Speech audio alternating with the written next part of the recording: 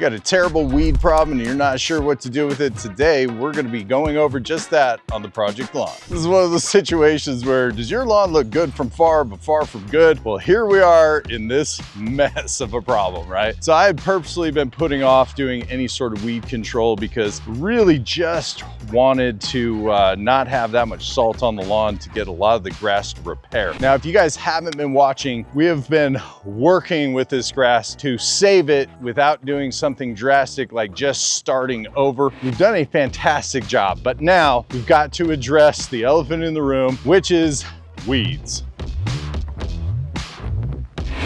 This lawn, when it comes to weed control, is extremely tricky and technical, and I'll tell you why. It's just the amount of weeds that we have. Now, this is cool season grass. Primary grass that we have here is bluegrass, but we've got a couple of big problems that I addressed in the previous videos where I was kind of cringing, going, oh, I think I see some other grasses, less desirable grasses kind of creeping in earlier this spring, so we'll get into that. But let's go over the common things that we are dealing with as of right now. So right now, we've got dandelions just everywhere, both mature and young ones coming up. We've also got clover that is just starting to creep in here with those yellow tops to it. We've even got a little bit of wild garlic kind of pulling through here right now. And we've got everything from spurge, oxalis, a little bit of black medic, and that's not even what's bothering me right now. Let's go talk about what's driving me nuts. Let's go over my diagnostic approach, right? Trying to figure this out. I noticed that the color and the patterns were just a little bit different here and there. You can see that we've got this section right here. It's kind of got that copper tone. Got this section here, copper tone, copper tone. I thought, geez, maybe it's just not getting enough water, which there is some truth to that. We've been having some problems with this watering station, but it just doesn't look like the bluegrass. So if you look here, this whole area is green, not a problem. And then you go 3 feet over and it's just got kind of this really dull look. So then I get my hand on the ground,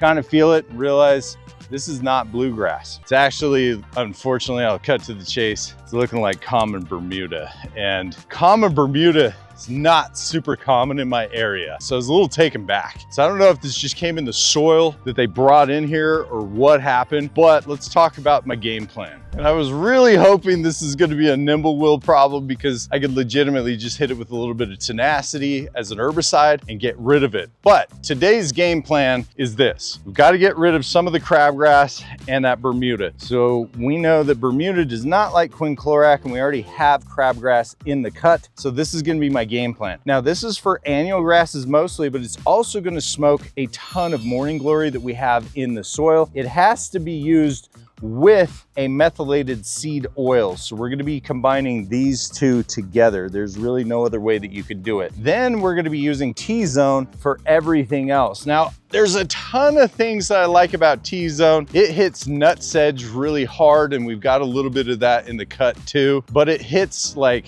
50 other weeds, including clover. We're gonna get pretty quick results. I anticipate our results are gonna be over about 2 weeks is really where we're gonna see it. Now, we're still gonna have a bunch of new growth coming through from stuff that has not yet emerged, and that's kind of one of those things that people do not realize, is that what you're seeing now is just the beginning. There is a lot more to come. So I'm gonna have to do this regimen probably monthly, and I'll spot spray in between there some of the Bermuda patches. But the number one thing that we need to do, we need to read the label and follow the label to a T. The label is king. Now, before we get started, one little trick that I like to do is I like to give these plants a reason to start growing. It's been very hot in our region. We've been reaching temps of 98 to 100 degrees. Now, number one, per the label, we can't spray after the temps have reached 90 degrees. So I'm spraying here early in the morning. Current temperatures right now are at about 75 degrees. Number two, applying a fertilizer is just going to give it a reason to grow in this heat. As it gets progressively hotter, not only does the grass not want to grow, but the weeds don't want to grow either. So I'm going to be applying about 1/4 of an inch of nitrogen per 1,000 square feet. So math on the label, we're going to be using a 13.58 today. It's 100 divided by 13. So we're going to be applying about 7.5 pounds per 1,000 square feet if we wanted to be at 1 pound of nitrogen. So we want to be 4 times lower than that. So we're about 2 pounds per 1,000 square feet. But now that we've got the fertilizer on the ground, let's get to spraying these weeds.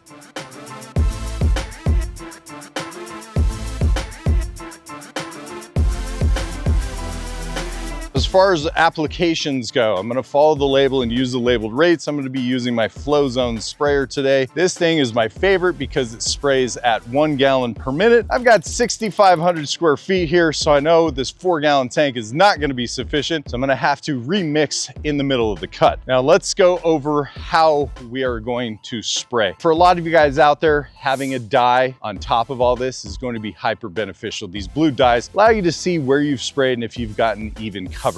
Now, as for me, I've been doing this for so long, I have a very specific walking pace, and I've practiced with water going over the lawn in a 1,000 square foot section. But what I like to do is to have a nice overlap. So you're gonna see by this time-lapse footage is I'm gonna do a quick border while I'm kind of cutting in like a painter. Then I'm gonna go 3 feet off of that border, and I'm going to be spraying a 6-foot wide diameter back and forth. Now, as I am coming off of my line and I'm going the other direction, I'm taking 3 small steps. For me, that is 6 feet, and I'm going to be spraying 3 feet into the other lane that I sprayed. That's what gives me my overlap. There's a couple of reasons why I do this. Number one, it gets rid of striping in the lawn. So if I'm applying a fertilizer or even an iron-based product that is going to pull out some color, that's going to be my number one issue, is striping. Number two, it applies even coverage across the entire plane. If you're just going to be spraying to the line that you sprayed before, most of the time you're getting a little bit of overlap no matter what, and then you run the risk of burning. So how burning occurs is if you apply too much of the product in the same area. Too much burning, too little, we're not killing the weeds. So that's why I said if you're not used to doing this process, having a dye is probably the best thing you can do. And these dyes go away in about 2 weeks. Just understand that they are